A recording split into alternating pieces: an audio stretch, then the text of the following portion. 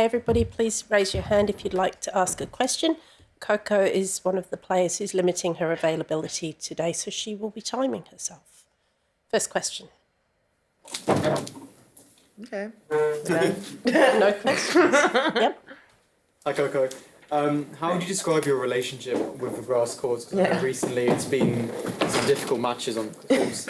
Yeah, we don't have the best relationship, but no, I always have like fond memories on the grass, and I obviously had, a couple fourth rounds here, so I definitely think that, I have the ability to play on it. I think it's just more about the confidence, and also I'm not gonna lie, I haven't had the best draws here at Wimbledon, so I think that's also been tough, but yeah, it's something that I'm learning to play on. I don't think it's a natural surface for me, but we're gonna make it natural.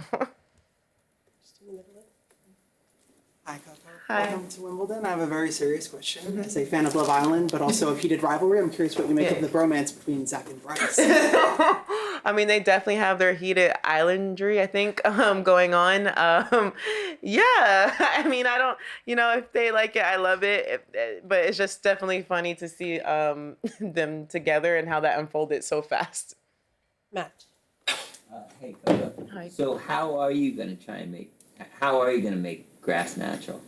Just keep playing on it, trial and error, and just learning. I definitely think I've been practicing so far the best I've had since playing Wimbledon. Now, does that mean I'm going to play great on Monday? I don't know. I hope so. But I think just we're really focusing on the footwork and just the game style and really trying to find my grass identity. Are there any other adjustments besides this? I mean, I think going for my serve more is something that I think I regret maybe not doing as much of Roland Garros, and obviously on grass it can do more damage. So I think that's another thing that I've been trying to work on the last couple weeks. Charlie? Coco, my joint has the challenge of playing Serena. Yeah. Just wondered, there aren't many comparable situations, but you played Venus on centre court when you were 15. What was your mindset kind of going into that, and how do you think Maya can and sort of should approach that match? I mean, and when I was in that position, I didn't look at the scoreboard the whole match because I did not want to see Venus's name. And I think, no matter how much you try to block it out, I feel like once you see the name, it makes everything surreal. So maybe don't look at the scoreboard. And also you have to go in it with the belief that you can win and expect that they're going to play great tennis. Now, it's different because we haven't seen Serena play in many years. So there's not really much of a scouting report you can go off of. But I definitely think she has to go in it believing that she can win. And yeah, obviously, I don't know. Haven't seen her play, so I don't know how the match is going to be. But anybody playing a Williams sister on, I don't know what court they're going to be on, but I'm sure it's going to be center or court one. It's not easy. For you at Wimbledon, how much of an inspiration were Venus and Serena? Oh, the biggest. I played the sport because of them, believe that I can do things because of them, and I still, look up to them a lot. Even when I played them, I'm still admiring. So I think that's like the only time that's happened to me in this sport. Hermione? Coco, Hi. how long have you been making edits? Oh my gosh, I forgot I posted on my TikTok story. I did it like 3 years ago, and then I stopped for 3 years. And I'm a huge Tara fan, and I just wanted to make the edit because it didn't exist yet. So, but I'm not really that great, but I do it in my free time. Ben? That's the same thing. I'm curious how. Was this like a thing online? Oh my gosh. I know, but I wasn't expecting it to get to the masses. We have our sources, but I'm curious, what made you want to do this and having this sort of different internet side of your life? What that means to you, just as someone who obviously has this very public life in one way, but get to do this sort of fun side project.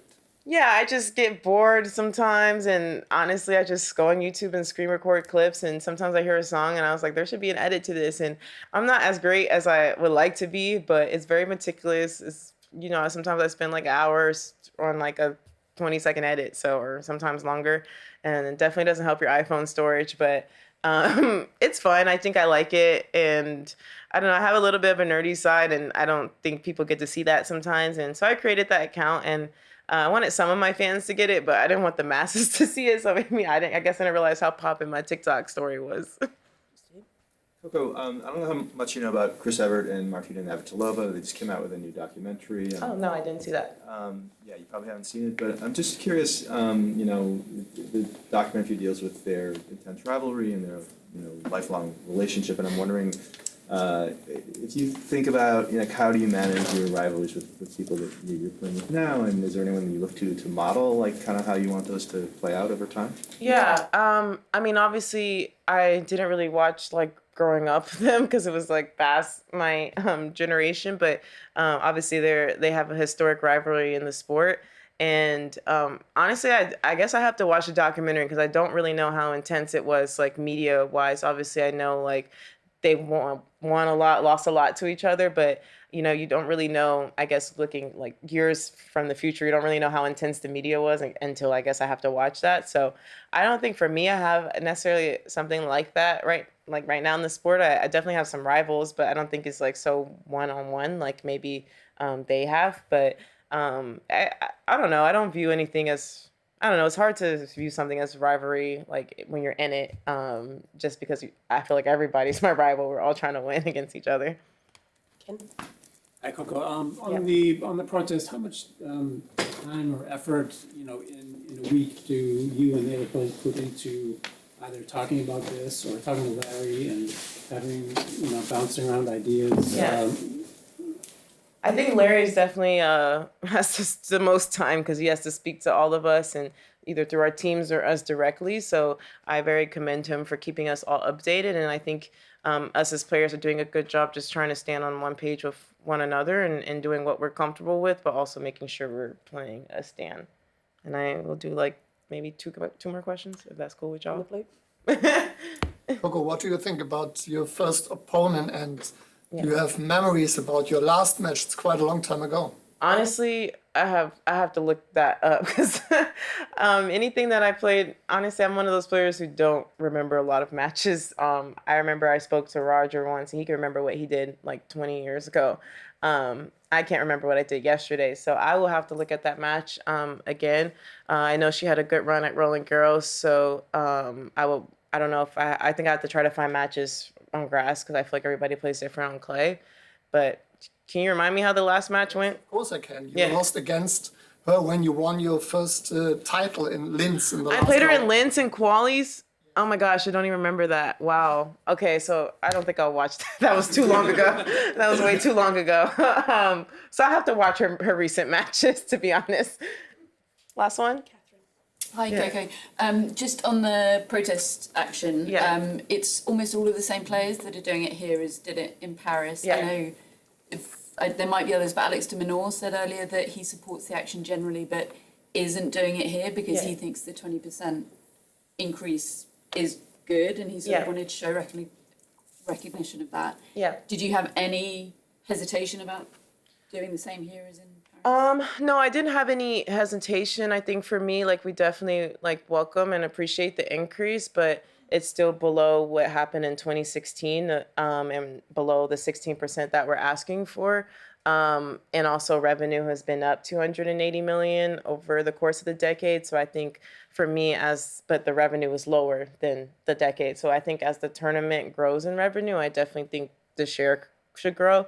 And I think a lot of people maybe online are trying to perceive this as maybe us, since the top players are kind of the ones really getting our message out there. But I think people also have to remember there's a lot of players below the rankings who are very good, top 100, top 200 in the world of their sport, and they come back from injury and aren't necessarily getting that support. And also the welfare, what we ask for, so the slams to participate in the welfare programs that we want just to help the quality of our sport as a whole. So I definitely think that the increase is good, but it's quite not where we would like it to be. So that's why my stance has still kind of been the same. And I can't speak for the future, but I don't know if that will change or not. But I think as a collective, I am happy, and I understand why players maybe not want to participate in it. Cool. Thank you, guys. Sorry. Still love you. You guys know me.